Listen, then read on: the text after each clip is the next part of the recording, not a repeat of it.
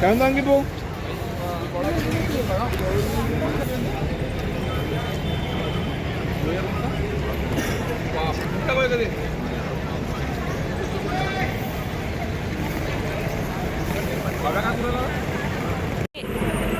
रंजना वानखडे मोर्शी आगार. आता जी वाढ झाली ती अमरावतीची जशी 91 झाली, 46 झाली, 47 झाली कुठे कुठे. तर ही जी चिल्लर देण्याची आम्हाला चिल्लर सुटे पैसे देण्याची अडचण निर्माण झालेली आहे. जशी आता अमरावतीची 91 झाली त्यामुळे आम्हाला 9 रुपये कुठून आणणार आहे याची अडचण झालेली आहे. ती भाडेवाढ ही रावते साहेबांप्रमाणे 5 पटीनेच करण्यात यावी असं आमची मागणी आहे.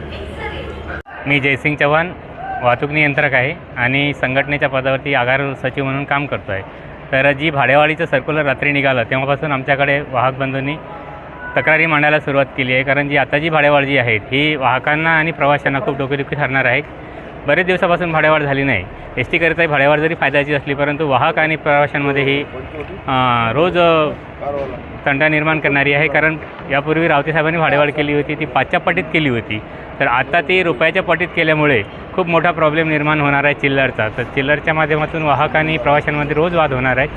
तर ती वाद जर टाळायचा असेल तर शासनाने आणि महामंडळाने लवकरात लवकर निर्णय घ्यायला पाहिजे की जी 5च्या पटीत वाढ होती तीच त्या प्रमाणात तशी वाढ करायला हवी होती. आणि आपल्यामार्फत मी शासनाला आणि महामंडळाला विनंती करतो की रावते साहेबांनी जी पद्धत अवलंबली होती 5च्या पटीत भाडेवाढ करायची तीच पद्धत योग्य आहे. ती सगळ्यांना सोयीची होईल, प्रवाशांना पण सोयीची होईल आणि महामंडळातील वाहकांना पण सोयीची होईल.